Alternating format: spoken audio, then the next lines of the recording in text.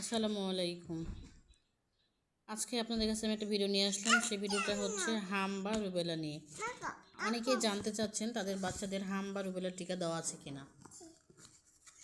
আপনাদের টিকা কার্ড বের করে দেখবেন এই যে MMR ও প্রথম ও দ্বিতীয় ডোজ, যদি এরকম দুটোই পূর্ণ থাকে তাহলে দেওয়া আছে, যদি একটা পূর্ণ থাকে তাহলে একটা দেওয়া নেই, যদি দেওয়া না থাকে তাহলে আপনারা খুব তাড়াতাড়ি দিয়ে নেবেন বাচ্চাদের টিকা।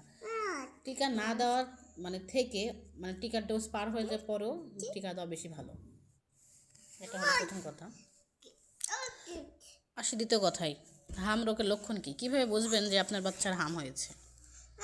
এজন্য আপনাকে দেখতে হবে আপনার বাচ্চার জ্বর যদি 1 থেকে 3 দিন আসে, অনেক জ্বর মানে 104 ডিগ্রি এর নিচে নামছে না, কানের পিছন দিক থেকে লাল লাল গুড়ি গুড়ি হয়েছে বা সেখান থেকে মুখের দিকে চলে আসছে, চোখ দিয়ে পানি পড়ছে, নাক দিয়ে পানি পড়ছে বা মুখের ভেতরে কোনো কিছু হয়েছে সেখান থেকে পানি পড়ছে, এরকম কোনো লক্ষণ দেখলে বুঝবেন যে আপনার বাচ্চা হয়তো হাম হচ্ছে। দেরি না করে দ্রুত হসপিটালে যাবেন এবং চিকিৎসা নেবেন।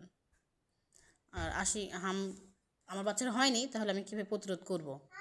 প্রতিরোধ করার ক্ষেত্রে যদি আপনার বাচ্চার টিকা দেওয়া না থাকে তাহলে টিকা দিতে হবে, আর যদি টিকা দেওয়া থাকে তাহলে তো আর টিকা দিতে হচ্ছে না। সেক্ষেত্রে আপনার বাচ্চাকে পরিষ্কার পরিচ্ছন্ন রাখতে হবে, নিরাপদ রাখতে হবে, বেশি বেশি করে পানি খাওয়াতে হবে, পর্যাপ্ত পরিমাণ পানি, পুষ্টিকর খাবার দিতে হবে, আর আক্রান্ত ব্যক্তির স্পর্শে যাতে না যায় সেদিকে খেয়াল রাখতে হবে।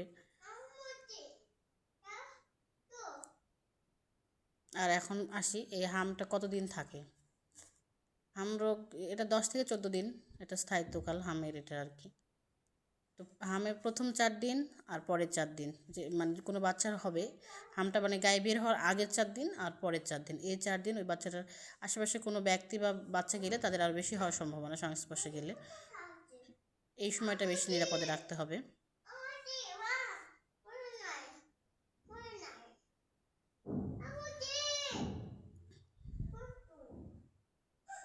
আর কিছু যদি আপনাদের এই বিষয়ে জানার থাকে তাহলে আমাকে কমেন্ট করবেন, আমি বলে দেবো ইনশাল্লাহ।